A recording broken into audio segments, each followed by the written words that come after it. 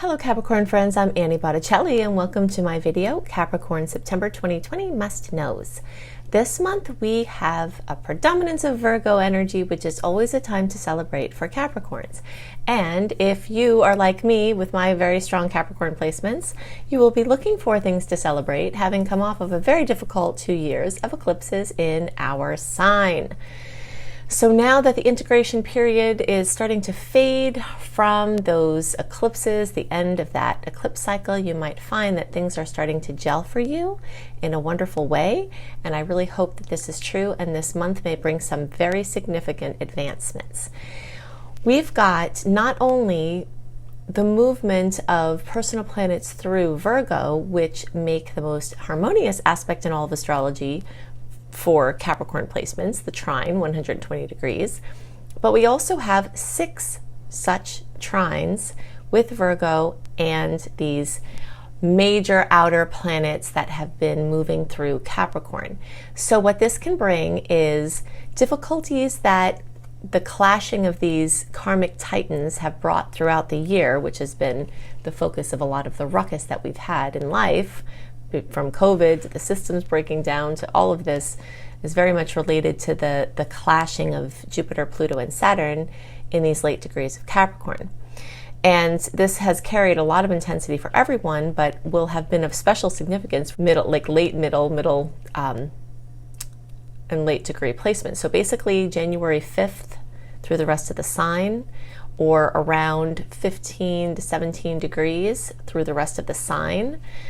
We all, I have some placements there, have been experiencing even more intensity. And now every Capricorn will have a chance to celebrate from 6 trines that are occurring with these same outer planets.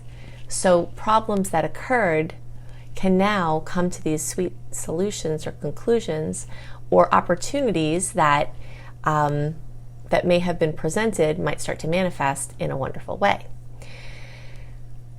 And every Capricorn can celebrate from this, but those of you kind of January 5th or later will have extra blessings from these trines. The theme of this month I'm calling the big cleanup. There's a lot of energy with Virgo that has to do with organizing and clearing out our immediate space. And I talk about this quite a bit, but I want to just drive this point home very, very deeply right now. We know, obviously, we who follow astrology, right, know that no matter how far away these planets are, they are affecting our daily experience. And so we have to then think about how things even closer to us in our environment are affecting our daily experience. So everything from, feng shui to just general clutter or general flow in a home, and general surroundings of people who you're around, and the energies that you are passing as you drive, or people you're interacting with throughout the day. These factors are also tremendously affecting you. And as these planets move through Virgo, you're getting an opportunity to clean up any areas of life that really need it on every different level. And so this can show up in any area, but there are some things specific for Capricorn that have to do with financial cleanup in the way of like the Scorpio types of things, okay? So this has to do with like paying off debt. You might find that with these sweet aspects, you pay off something significant this month, or you make a plan to be on that track. There might be some good news involving your taxes, or some advancement, or some clarity, something involving insurance or other resources, estate planning or inheritances, something having to do with your close personal romantic relationships and business relationships and collaborations really have an extra chance to see the boosts from these trines. There also could be things along the lines of publishing, writing, and speaking that are lighting up really beautifully at this time.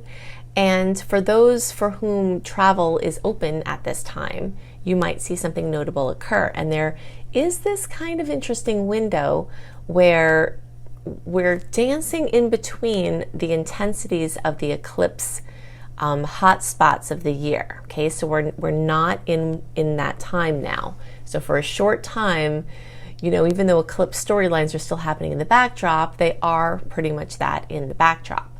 And then also Jupiter and Saturn wake up and go direct. Of course, both of these are in Capricorn. And they're not yet getting to the configurations that caused the mischief earlier in the year. Okay, so if you just imagine, if you ever heard this saying, things happen in threes, I believe that's actually astrologically based. That saying is astrologically based, even though people don't realize it, because a lot of times, well, astrology aspects are triggers for things to occur in our lives. And when something is moving forward, a planet is moving forward, and it connects mathematically with something else, an event happens, it triggers an event. Then if the planet moves retrograde and crosses back over that, making that mathematical connection again, there's the second time. And then when it moves over the third time, that's the final thing. Those are the things in three. So aspects that we've had going throughout this year that have been mischief makers and caused some big booms in our personal and our worldly experience, those aspects are going to happen again for the final time in October, November, and December, because Saturn and Jupiter, which were retrograde, are moving direct, and they're going to hit all those points again. But September is a month that they haven't done that yet. So they're awakening, but they're having these nice aspects, and we're not yet back into the mischief. So there's like this little bubble of a window where certain things may be able to get slipped in before we have more interesting outcomes and hopefully solutions. So that is very interesting. It's also really important to keep in the back of your mind that 4 out of 5 of the outer planets are in Earth signs for a long time. So this is a story of major material focus and major earthly tangible work and manifestations, and these aspects could bring a lot of gelling to previous dreams. Okay, so we've got Mars retrograde officially happening this month. This is a major must know for Capricorn, and you might notice that your ambitions start to wane. I've been warning you about this so that you could use your zest from Mars in Aries before it got too strong into the retrograde time, that you could use it like at the end of July into August to get some things done before it started to slow down. Capricorn people and people with strong Cap placements have a very difficult time reining in their ambitions and managing their goals. And I know this very, very personally because, as I told you, I have 3 very important Capricorn placements. And one of them is, well, because I have Aries rising, my Cap placements are not only in the sign of Cap, but they're also in the house of Cap, which adds intensity. Okay, so I have a lot of deep understanding about the way energy moves for Caps.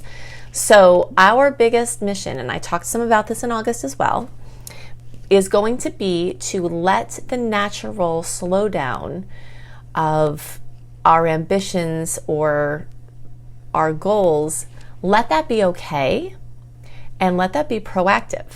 So if you have a tendency to schedule big projects and you're like always on the brink of another project and moving on, feel into giving yourself a break from extra projects at this time. First of all, they might not flow as well or quickly as you like them to. Second of all, you may want the time to actually relax, because Mars retrograde is one of my favorite times for vacations, and in the event that you can't take a vacation because of world circumstances, staycations and playcations. So anything that you can do to bring the travel attitude towards your daily experience is going to be very well supported for Mars retrograde. It's going to help your nervous system to heal, which Caps need, from constant fight or flight that we have from just how we are and who we are. This is a really great time for restoration. And you can capitalize on this more if you pare down your saying yes to extra projects, because you need that space, and you might start to get lazy, which is not a typical Cap thing, especially because we don't really know how to be lazy. But when Mars retrograde comes, if we feel ourselves being lazy, sometimes we beat ourselves up for it, right? And we try to just go ahead and do stuff anyway. The worst thing you can do in Mars retrograde is to try to force anything. This is like the big no-no, whether you're forcing against somebody in a fight or some kind of action, or if you're trying to force something to happen or bring it out or make it a certain way, that energy tends to boomerang back at you in Mars retrograde, and it does not feel very good.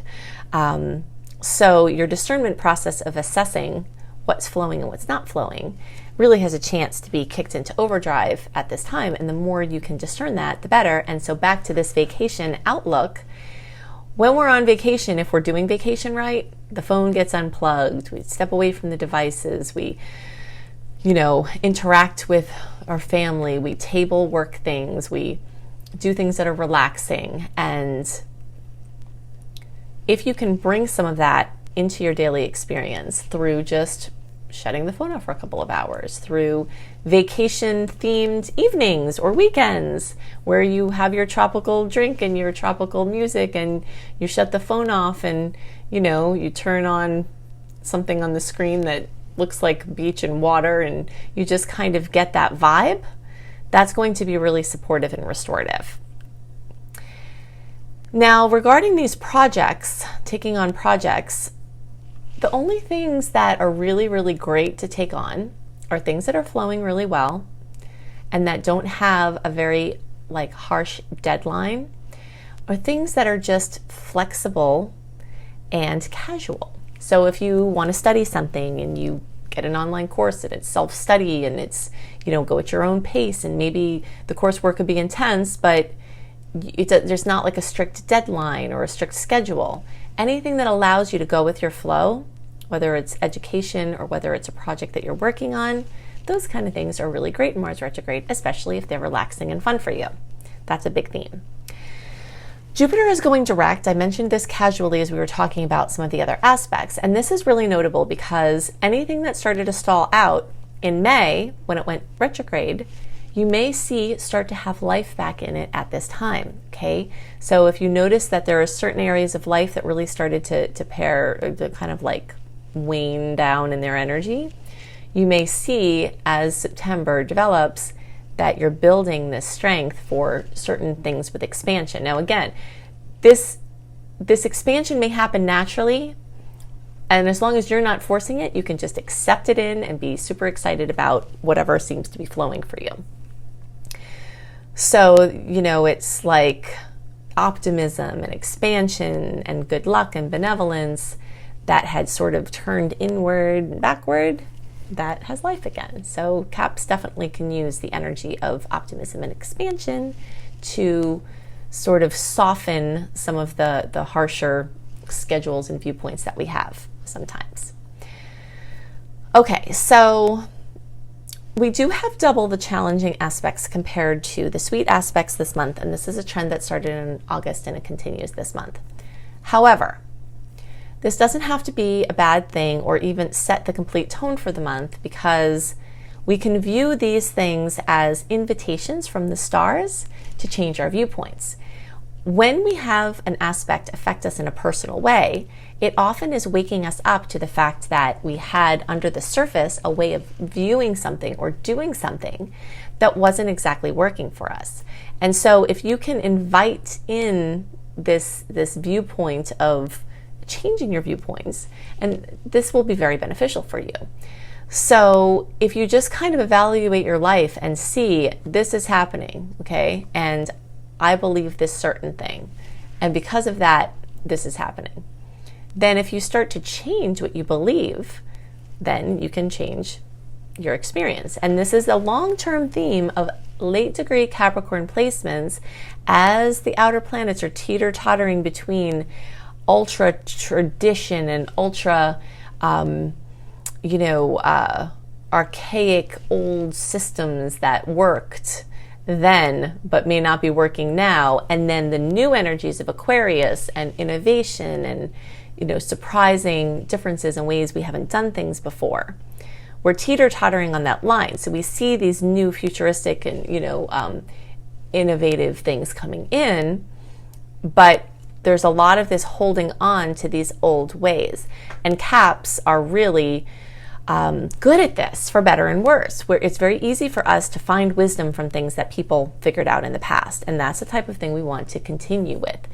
But this year, and especially highlighted this month, this process of changing the viewpoints that are holding us in an old matrix that we can't get out of, and just softening enough to see the places where we have to hold on to certain pieces and where we can let the new stuff in.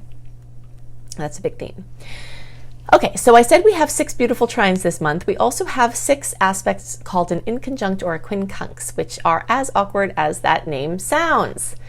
This also happened in August. We have a lot of similarities between the general energies of August and September.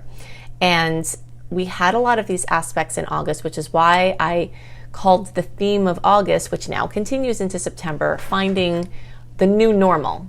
And I gave you the visual of this baby giraffe. Baby giraffes have to run very quickly when they're born in case a predator attacks. So you see them be born, and then all of a sudden they're wobbly, and then all of a sudden they're running. But that awkwardness between the time they come out and the time they run is very much what August and September are about. And a lot of it has to do with an abundance of these angles. So we're still finding our footing. And something else that tends to come up with this angle is doubt.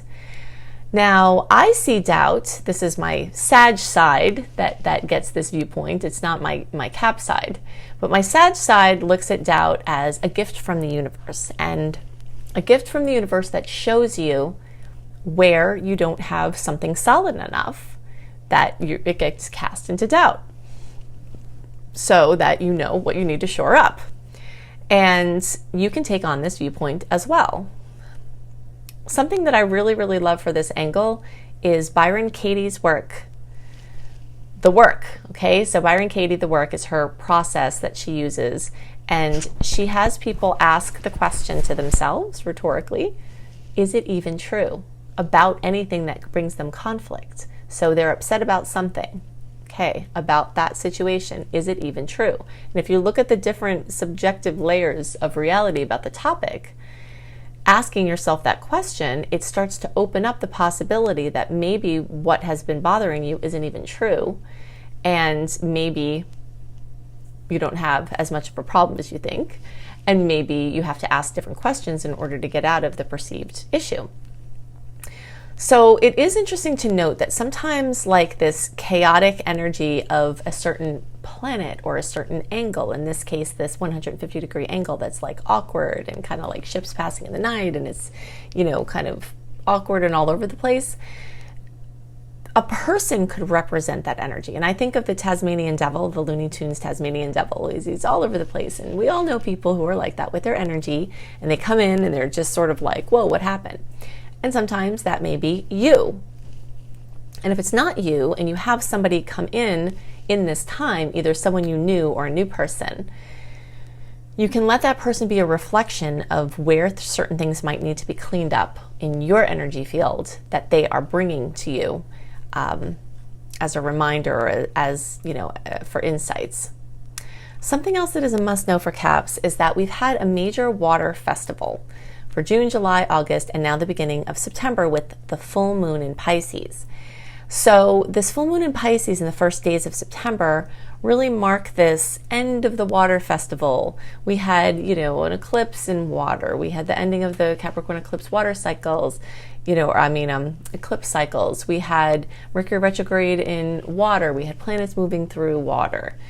And now we're moving into a time of more earth, air, we've got fire, but that water element is dissipating. And even though some of those water aspects are in nice angle, well, they're all in nice angle for you, the intensity of the emotion is not always something that Caps love the most, right? You know, we want to just kind of get stuff done, and it's not always easy to deal with our own or other people's emotions when we have so much responsibility and so many things to do.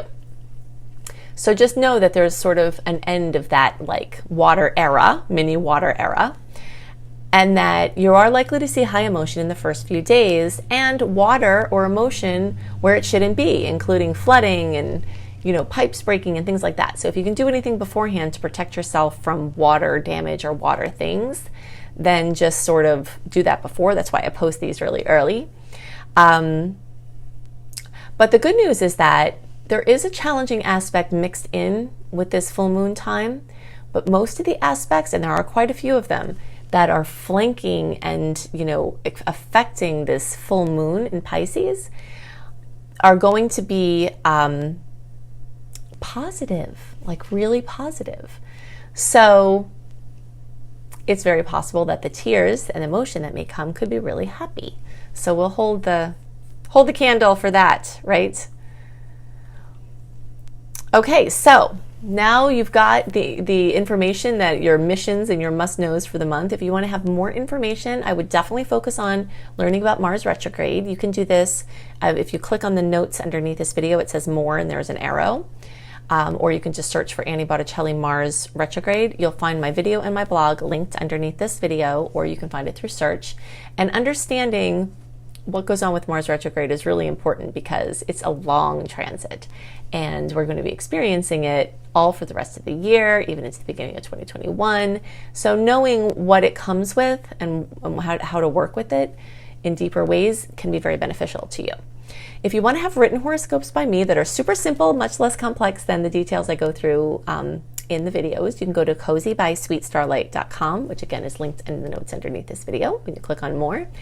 And I do written horoscopes that are up 1 month early, including good reads for each sign based on where the sun is. And it's also just a beautiful site that you will love when you see it. You'll see what I mean when you go there.